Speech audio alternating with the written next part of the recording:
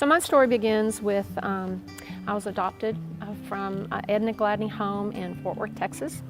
And the family that adopted me was Louise and Jake, and they had they had a son as well. He was 7 when they adopted me.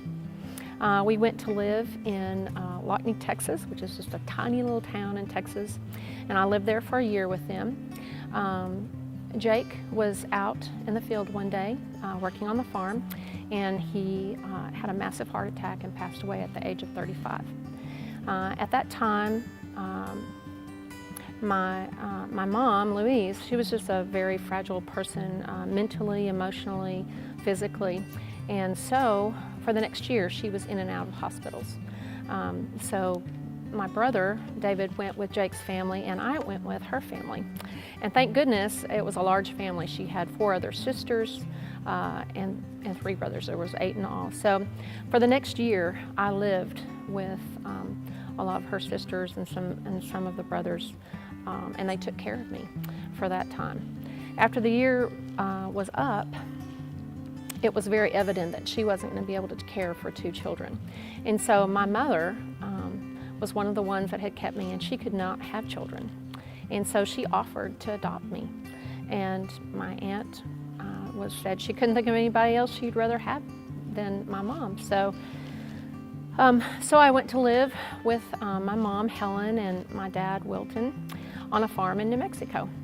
My dad had a heart problem. He had a defective valve in his heart, and at that time, it was 1970. They were just starting to do open heart surgery. It wasn't very successful, and so there wasn't really any options to help with this problem that he had. And we were out in the field one day. We were irrigating. We were moving irrigation pipe, which was quite heavy. And we were all together, my mom and my dad and I. We got into the pickup, and he slumped over the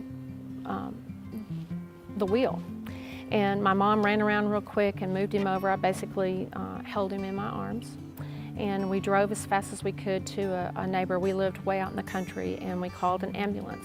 It took about 30 to 45 minutes for them to get there. And I knew that he was gone. But I didn't know really what my future looked like after my dad passed. All I knew was that it felt like my heart had shattered into a million pieces. Probably about a year after my dad passed, a man came to our house to pick up a swing set. He was an elder at the Baptist church, and he was just coming by to get it so that he could take it to the church. As soon as, I have to say, we lived out in the country and never locked our doors. We never thought about being unsafe or any of that. So when he got done loading the swing set, he came into the house. And I knew the minute he walked in the house I was in trouble. But I tried to run, and of course I couldn't get away from him. I wasn't raped, but I was molested. I just didn't really feel like I had a lot of options on what to do. But he didn't just steal an innocence from me. He brought a fear into my life and an insecurity into my life. I never felt safe in my home again, and it opened a door for me to feel a lot of hate and a lot of bitterness, and I had very vengeful thoughts towards this man.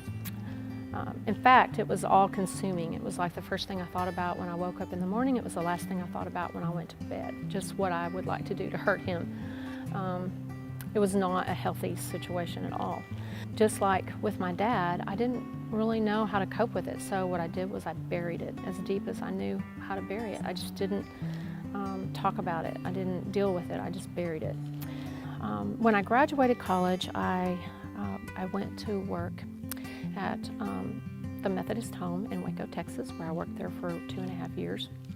And during that time, I met a man who was actually my hairdresser. He was very sophisticated and worldly, and after a while, we began to see each other.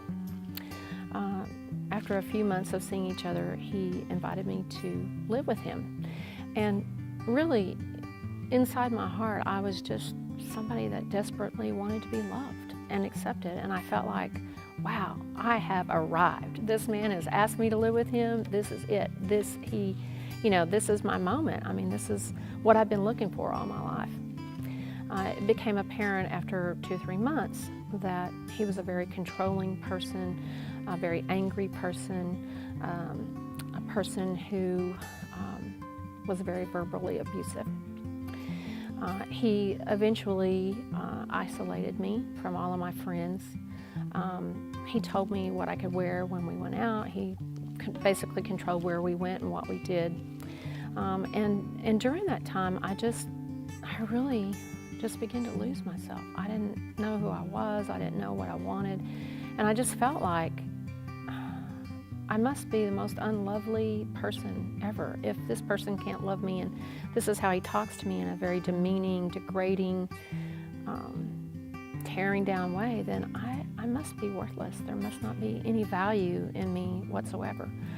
Eventually, we began to attend a church in Waco, Texas. It was a Spirit-filled Baptist church, about 2,500 people. And one day, C came home and he said, I really want you to go to this conference. There's a John Wimber conference at our church. And I mean, people are getting healed, people are crying and shaking, people are falling out, they're laughing, all kinds of things are happening. It's amazing, and you really need to come. And I was thinking, that's the last place I really want to go. I didn't have a relationship with God at that time and didn't want a relationship with God, really. Didn't trust men, and I sure didn't trust God. When we came in, it was like 2,500 people plus. There was not a seat to be found. It was John Wimber. So he took my hand and he pulled me up on stage, and we sat in 2 chairs in front of 2,500 people.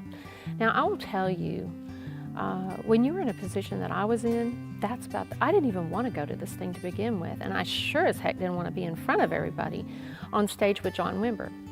So John Wimber, he said, okay, I want everybody to stand up. I want you to hold your hands out, and we're going to ask the Holy Spirit to come. And I thought, I'll do whatever it takes to get out of here. So that's what I did. I stood up and I held my hands out, and the Holy Spirit fell on me, and I began to weep and shake uncontrollably. Went on for almost an hour, and John Wimber's team, they would come and they would say, what's going on? What's God doing? I couldn't even speak. I couldn't do anything but I was just shaking and weeping. I had the most incredible feeling of just total peace in my life. I'd never experienced that before. And then I had just a feeling that I'd never felt before, which was just, I felt clean. I felt whole. I felt pure. It was like the most amazing experience I've ever had in my life. A couple of weeks after that encounter with the Holy Spirit, I gave my life to the Lord, and I got baptized at that church and began to attend. She came to spend the night at this lady's apartment, and this lady just said to her, she said, do you know Jesus? Do you know God? Do you have a relationship with him? And she said, oh yes, I've gone to church all my life.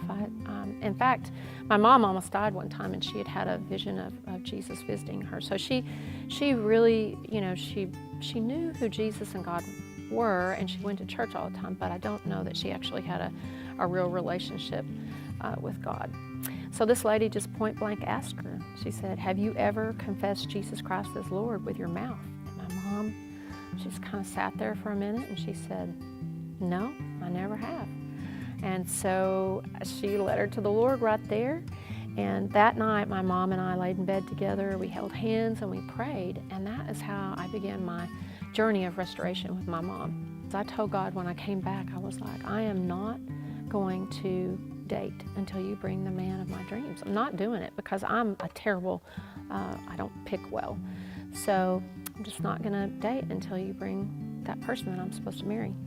Rick kept bugging me, just saying, there's this man I want you to meet. He's just the nicest guy. You're going to love him. He's just great, blah, blah, blah. And I was like, Rick, I'm really just not interested. I just don't want to be fixed up with anybody. He just kept on and on and on. So eventually, he did introduce me to Brian.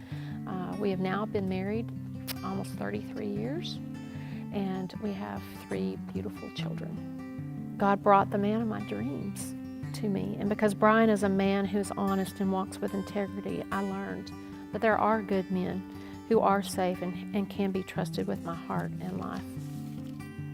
Where once there was fear, insecurity, and turmoil, now there is peace, courage, and strength.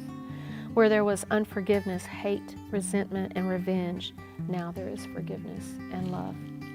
And where there was rejection, no self-esteem, condemnation, brokenness, now there is acceptance, wholeness, grace, mercy, and freedom. No matter how complicated, messy, or hopeless you might feel in a situation, God has a plan and a purpose, and He will restore and heal and give you an abundant, blessed life if you let Him be in control.